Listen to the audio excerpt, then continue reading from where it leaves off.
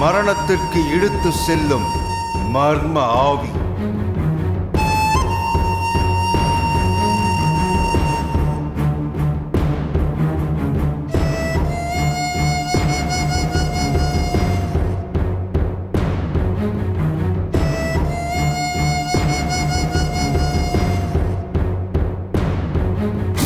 இரவு நேரம். அந்த சிறிய அறையில் புத்தகம் படித்துக் கொண்டிருக்கிறாள் ஒரு இளம் பெண்.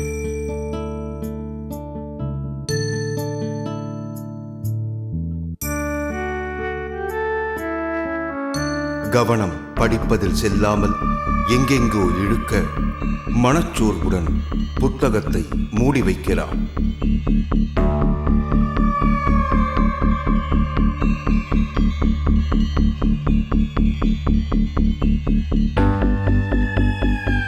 எதையோ யோசித்தபடி அந்த அறையிலேயே அங்கும் இங்கும் நடக்கிறாள்.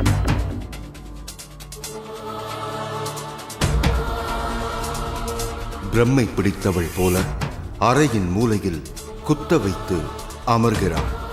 இயல்பாக இருக்க விடாமல் ஏதோ ஒன்று அவளை தடுத்துக் கொண்டே இருக்கிறது.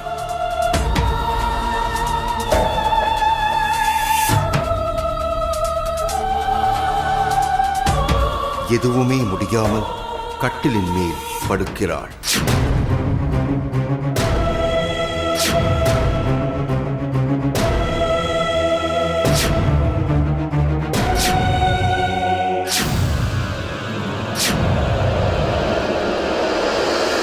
அதன் பிறகு அவள் சுயநினைவில் இல்லை. என்ன செய்கிறோம் என்பதே தெரியாமல் அந்த விபரீதத்தை செய்ய துணிகிறாள்.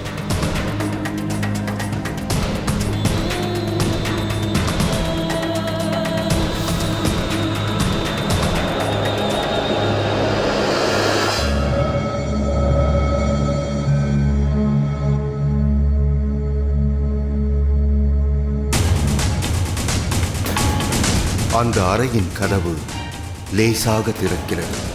தலையை மட்டும் நீட்டி எட்டி பார்க்கிறது ஒரு பெண் உருவம்.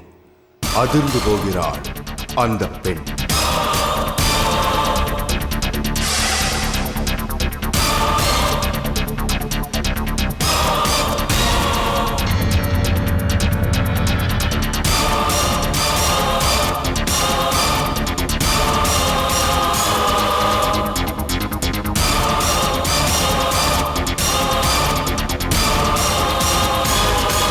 பிரியா 20 வயதை நெருங்கும் இளம் பெண்.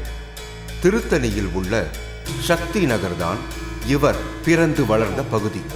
ஆனால் இவர்களது பூர்வீகம் ஆந்திரா மாநிலத்தில் உள்ள நெல்லூர். அங்கிருந்து பல ஆண்டுகளுக்கு முன்பே திருத்தணிக்கு இவரது குடும்பத்தினர் வந்துவிட்டனர்.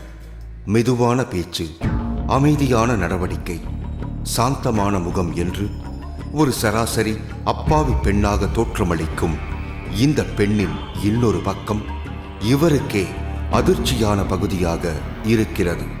அமானுஷ்யங்கள் நிறைந்த இவரின் இன்னொரு பக்கத்திற்கு செல்லும் முன்பு இவர் வாழ்க்கையில் அந்த அமானுஷ்ய பகுதிக்குள் இவரை இழுத்துச் சென்ற சக்தி எது? எதனால் அப்படிப்பட்ட சந்தர்ப்பங்கள் இவருக்கு உருவானது என்பதை அறிந்து கொள்வோம். ஒரு தனியார் அலுவலகத்தில் வேலை செய்து கொண்டிருக்கும் தந்தை. வீட்டில் மூத்த பெண்ணான இவருக்கு கீழே சத்யா என்ற தங்கை, 1 வயது இடைவெளியில் ஒரு தம்பி, 3 குழந்தைகளையும் கவனித்துக் கொள்ளும் குடும்ப பொறுப்பு பிரியாவின் தாய் பார்வதிக்கு. யார் என்ன சொன்னாலும் பதிலுக்கு அதிர்ந்து கூட பேசாத அப்பாவி பெண்ணாக வளர்ந்திருக்கிறார் பிரியா. ஆனால் தங்கை சத்யாவோ இவர் கேரக்டருக்கு நேர் எதிர். எப்போதும் சுறுசுறுப்பு, ஒரே நேரத்தில் 2 விதமான வேலைகளை செய்யும் அவசரம், அக்காவுடனும் தம்பியுடனும் செல்லமான சீண்டல்கள், தாயை கூட பேர் சொல்லி அழைக்கும் குறும்புத்தனம் என்று இந்த குடும்பத்தின் பட்டாம்பூச்சியாய் வலம் வந்து கொண்டிருந்திருக்கிறார் சத்யா.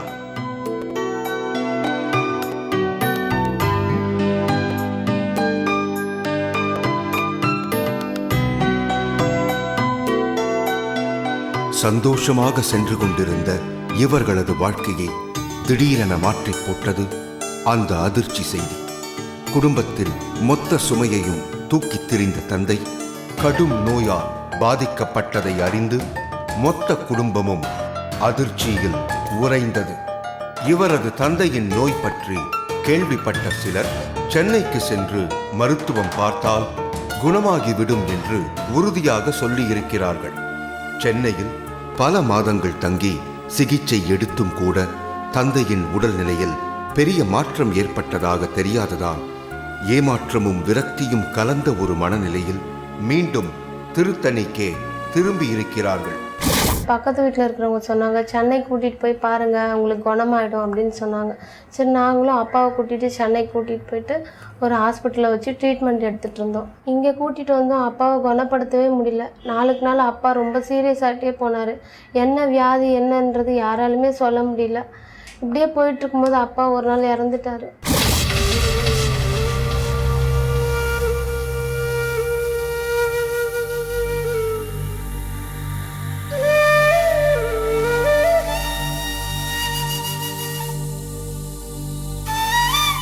இந்த சோகத்திலிருந்து மீண்டு வருவதற்குள் அடுத்த அதிர்ச்சி காத்திருந்தது இந்த குடும்பத்திற்கு.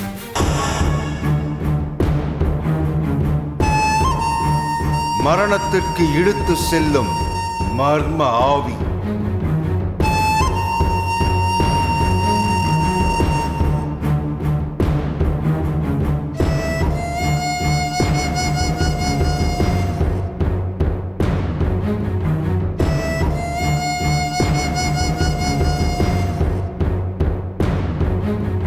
படுசுட்டி பெண்ணாக வலம் வந்த இவரது தங்கை சத்யாவின் நடவடிக்கையில் அதிர்ச்சி கலந்த ஒரு மாற்றம் தெரிந்திருக்கிறது.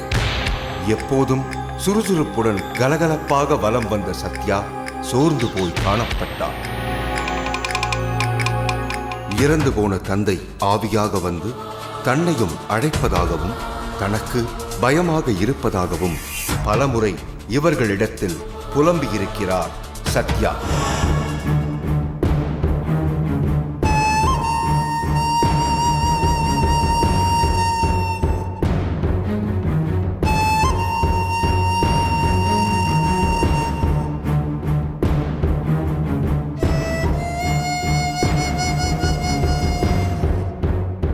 தந்தை இறந்த சோகத்தை தாங்கிக் கொள்ள இயலாததால் தான் சத்யா இப்படி நடந்து கொள்வதாக நினைத்திருக்கிறார்கள்.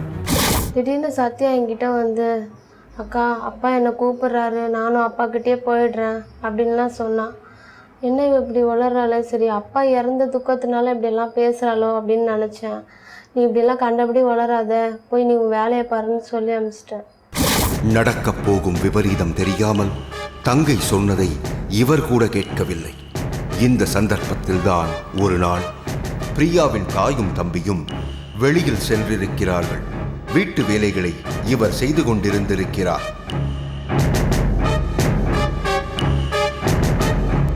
ஆனால் தங்கை சத்யா என்ன செய்கிறோம் என்பதே தெரியாமல் அந்த விபரீதத்தை செய்ய துணிகிறார்.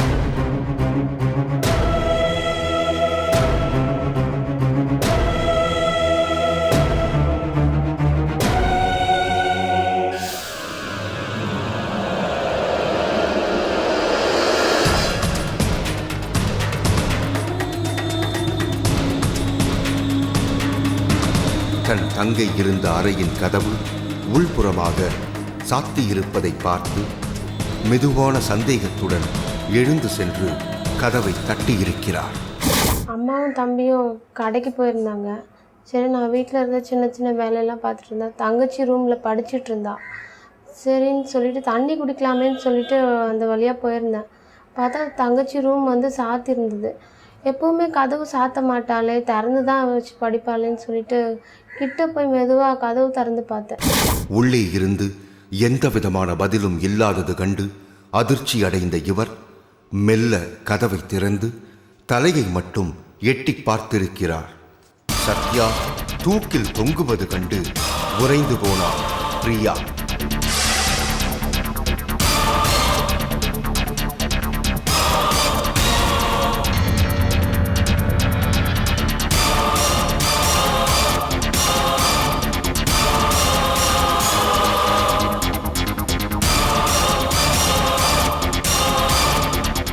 முதன்முறையாக ஒரு மரணத்தை கண்ணெதிரே பார்த்ததில் மனம் பதைவதைத்து போனது.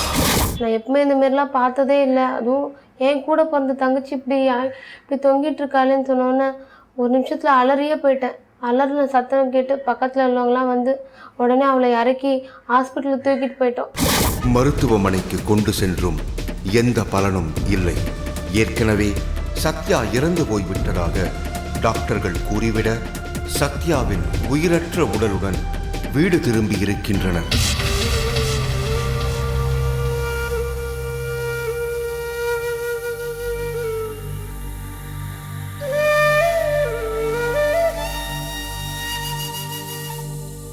இரண்டு பேரின் இழப்பில் இருந்து குடும்பம் மீண்டு வருவதற்குள் அடுத்த பீதி காத்திருந்தது இவர்களுக்கு.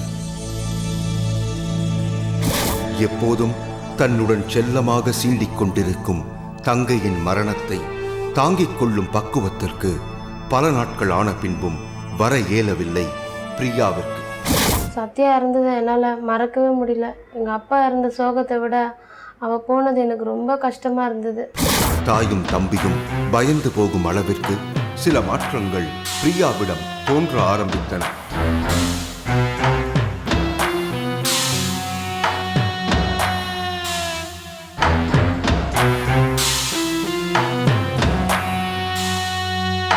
தங்கை மரணமடைந்த அறைக்குள் சென்றவுடன் இவரது நடவடிக்கைகளும் பேச்சுகளும் சத்யாவை போல் மாறத் தொடங்கி இருக்கிறது.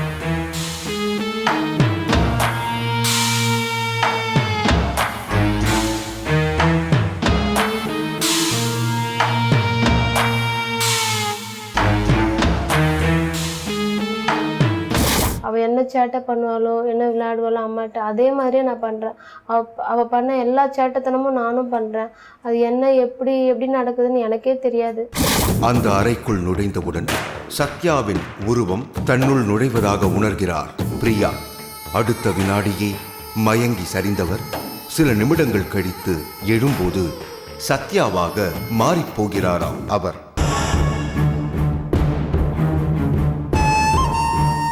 மரணத்திற்கு இழுத்து செல்லும் மர்ம ஆவி.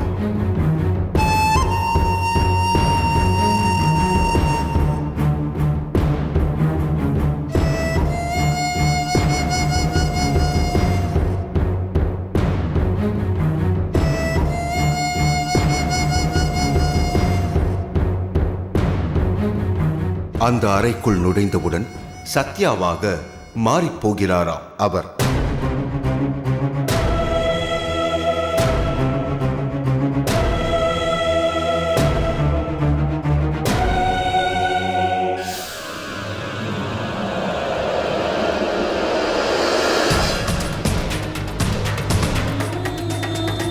மயக்கமாக இருக்கும்போது அவளோட ஆவி என்னோட உடம்புல பூரும் இந்த மாதிரி எனக்கே தெரியாமல் அவளோட ஆவி என்னோட உடம்புல இருக்கிறது எனக்கு தெரியாது. அது இப்போ நினச்சா கூட உடம்பெல்லாம் சிலுக்குது.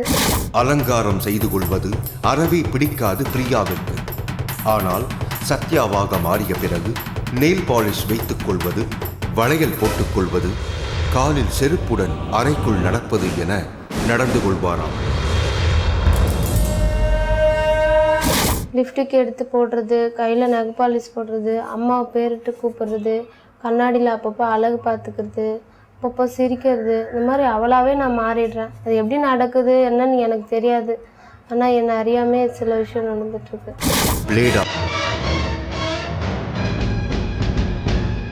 சுவற்றை தாங்கி பிடிப்பது போல நீண்ட நேரம் நிற்கிறார். சுவற்றின் மூலையில் போய் உட்கார்ந்து கொள்கிறார். இப்படி அந்த அறைக்குள் சென்றதும் விபரீதமாக நடந்து கொள்வாராம் பிரியா.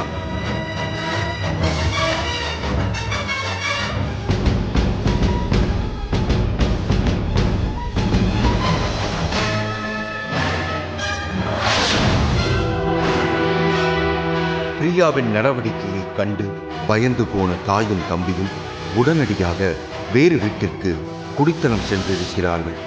சொந்த வீட்டில் வாழ்ந்து பழகி போன இவர்களால் வாடகை வீட்டில் வாழ்க்கை நடத்த இயலாமல் போக மீண்டும் தமது சொந்த வீட்டிற்கே திரும்பி இருக்கிறார்கள். வீட்டிற்கு வந்த சில நாட்களில் மீண்டும் இவரது நடவடிக்கையில் மாற்றம் வரத் தொடங்கியிருக்கிறது.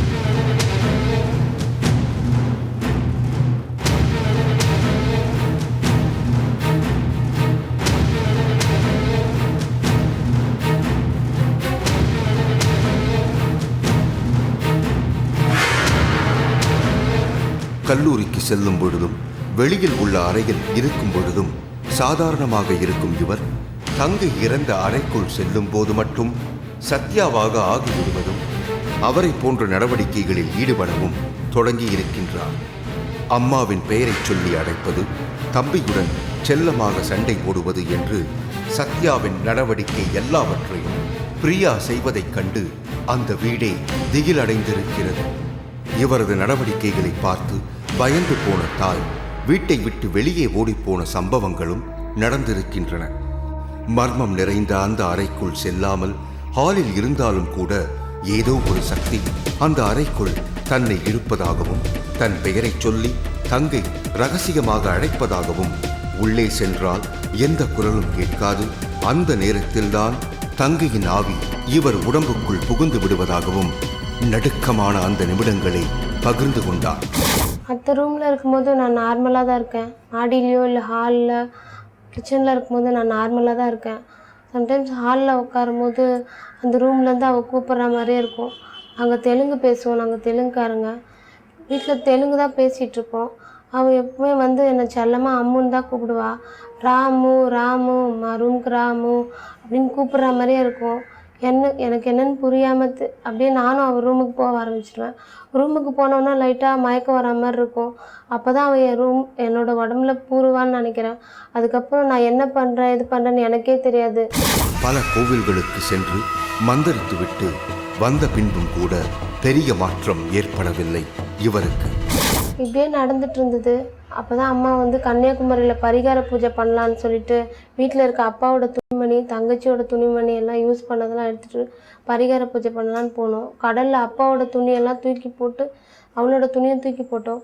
இப்போ அப்பாவோட துணியெல்லாம் கடலில் அடிச்சிட்டு போயிடுச்சு. அவளோட துணி மட்டும் போகவே இல்லை. நாங்கள் எப்படி போட்டோமோ அதே மாதிரி இருந்துச்சு. அப்போ தான் நினச்சோம் அவளோட ஆத்மா இன்னும் சாந்தி அடையல, அப்படியே சுற்றிட்டுருக்கு அப்படின்ட்டு. இறுதியாக ஒரு சாமியாரிடம் சென்றிருக்கிறார்கள். அவர் சில பரிகாரங்களை செய்திருக்கிறார்.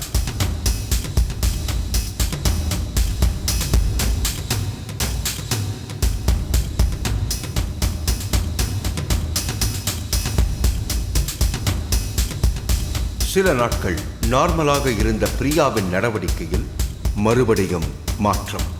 தன் அக்காவின் மீது உள்ள பாசத்தால் தான் அந்த வீட்டை விட்டு வெளியேறாமல் இருப்பதாக சத்யாவின் ஆவி பேசியிருக்கிறது. சத்யாவை போன்று இவர் செய்து காட்டும் நடவடிக்கைகளுக்கு பயந்து போன சில உறவினர்கள் கூட இந்த வீட்டிற்கு வருவதற்கு பயப்படுகிறார்கள்.